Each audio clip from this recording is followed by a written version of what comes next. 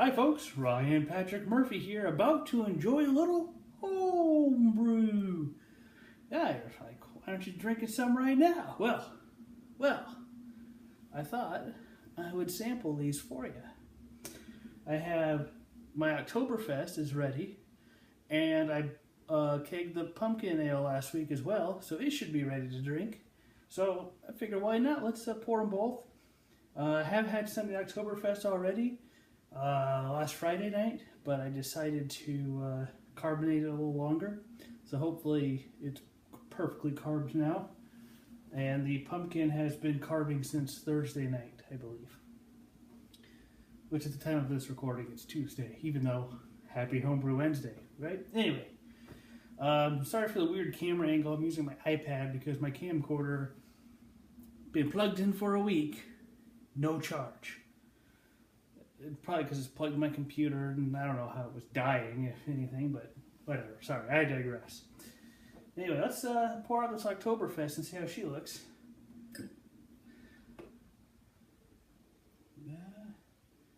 Not a lot of head going. There we get a little heavier pour. Let's put a little heavier pour on. There we go. I just need a little more pressure out of this. There we go. Look at that. Not too great of a head. Let me just make a little adjustment here.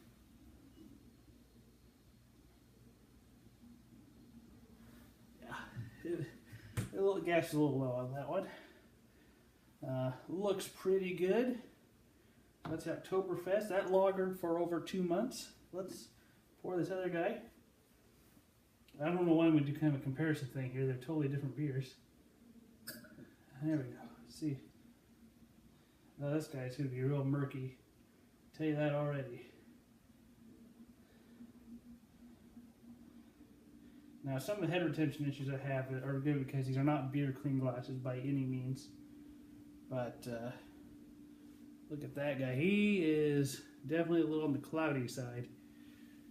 Yeah, I can't see through him. There's a lot of stuff floating around in there too. Probably mostly yeast that I accidentally put into the keg. This guy is actually a lot clearer. I mean, fairly clear. A little chill haze on it. So let's try them both out. Oh, and I'm double-fisted. Sorry, I don't know that I've done that on my Homebrew Wednesday before, so a little homage to Craig there. Craig, dude. Oh, this is way better than what I had on Friday. I was talking to Mini Brewer. I was like, it's just a lot of body to it or something. I think it was just flat. I mean, it had a little carbonation to it, but yeah, it needed a little more time. That's all it needed.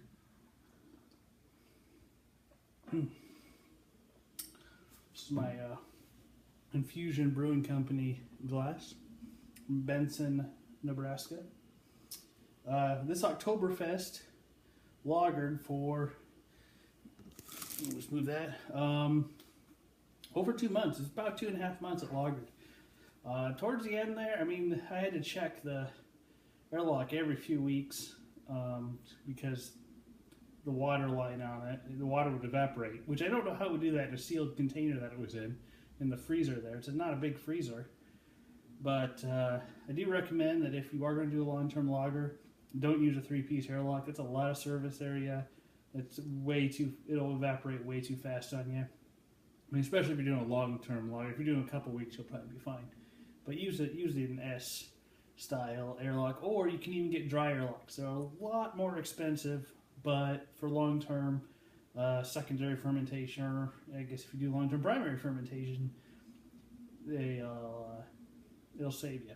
A lot of people who do sours use those dry airlocks. But don't just let your airlock be dry and assume that's not how it works. There's a special no water, no liquid airlock out there you can get.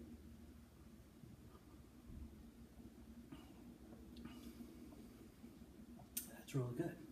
Oh, I like that. I'm glad I decided to put the carbonation on a little longer. Now here's the pumpkin. I have not tasted this yet with any carbonation. A lot of particulates in it, but some of that was, I was trying to sample some Friday. It wasn't very good because the pressure's too high. I tend to do that sometimes. I'll not turn the pressure down and I just want to get a sample. And, well, there was some yeast in the bottom and it kept kicking it through the line. So this first pour here has some of what was left in the line that was that gross yeast trub and whatnot. That was in the bottom of the keg. So we've got some of that mixed in here. Hopefully that doesn't affect it.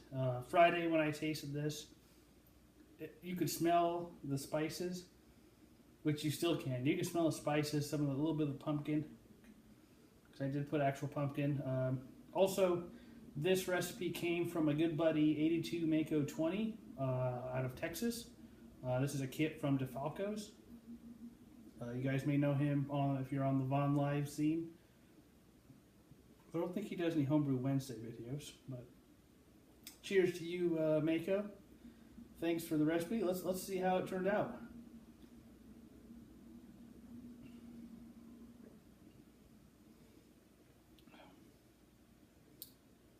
Oh,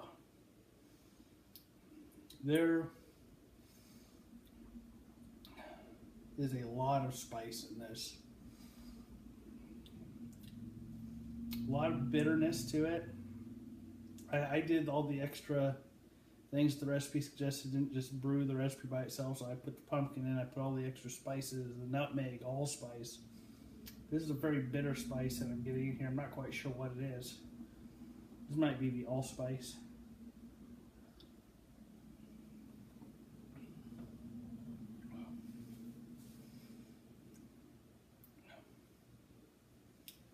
It's almost metallic. It's kind of weird. I've not tasted a beer like this before. As of this point, this would not be something I would brew again. And I don't mean any offense toward my buddy Mako. I don't believe he's ever brewed this either. He sent it to me because I sent him a kit. And I always appreciate anything anybody sends me or whatever. And I'll try to reciprocate, of course. But no, I do not think this is a good one. I'm kind of debating on dumping this glass out and pouring another one just to make sure. And I might do that in a second here.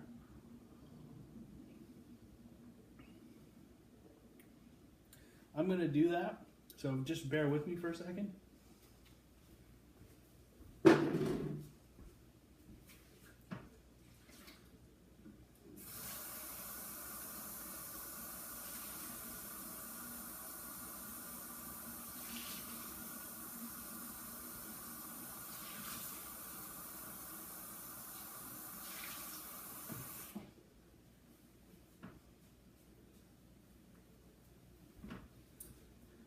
Now normally, I like secondary beers before I put them in the keg, so I don't have all this extra yeast, and this time I didn't do that. I did rack directly from primary.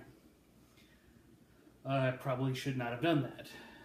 There was a lot of yeast in this that might have gotten pulled into the keg, so we'll blame that real bitterness on the yeast. Let's do that, shall we? All right, let's try it again. We'll refill here. You know, not everybody likes to do secondary, and that's perfectly all right, and everybody has their reasons. I just personally, I like to do a secondary. I like to have a cleaner product go into my keg so the keg doesn't have as much gunk in the bottom. Let's see how this glass looks. There's still some particulates. Oh, ooh, a couple big chunks of yeast just floating around in there. That's okay, but the beer is clearer than what it was. I know you can't really see that. But let's give this another shot.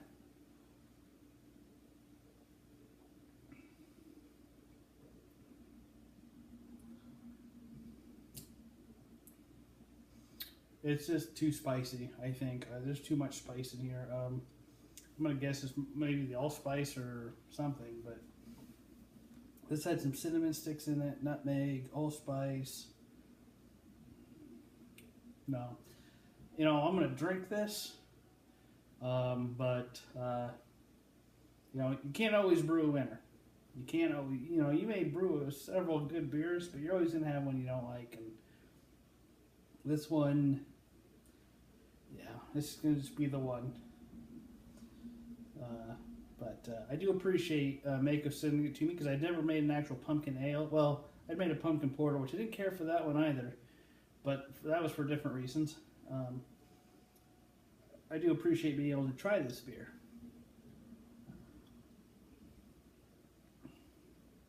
And who knows, maybe it just sits a little longer in the keg. Some of the spiciness will drop out. It's almost a little thin too. Not really a lot of body to it. I added all the stuff that came with that. There was some extra stuff I don't normally put in my beer. Water salts. Maybe that's what it is. Those burnt water salts. Maybe I don't need those. I think I did just throw them in just for the hell of it. That may have actually affected it. You know, the water here, I'm actually not sure how hard or soft the water is here. So that really could have screwed it up if I really didn't need it. So that's a possibility. I'll update you guys as the beer gets better or worse. I'll update you guys in future Homebrew Wednesdays. But for right now, not a good beer. But I do appreciate having the opportunity to brew it. And thanks to 82 Mako 20. Now the Oktoberfest, pretty good beer. You know, most people get confused with what day of the week it is. I got totally confused and forgot what season it was and brewed 2 fall beers in the spring. So, whatever. You know, good opportunity to try these beers that I haven't made before. And I'm always willing to try new beers. Thinking about getting into the Iowa State Fair this year with my amber ale. I want to convert it to all grain, but kind of getting pricey on that right now. But I think I might still do it. I tried the oatmeal cookie brown ale in a bottle.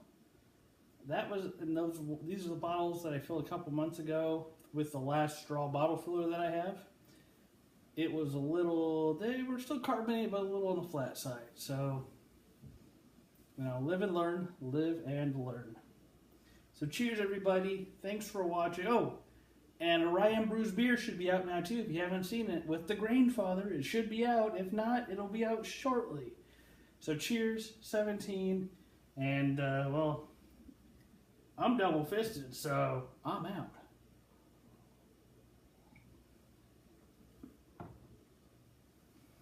Mm-hmm.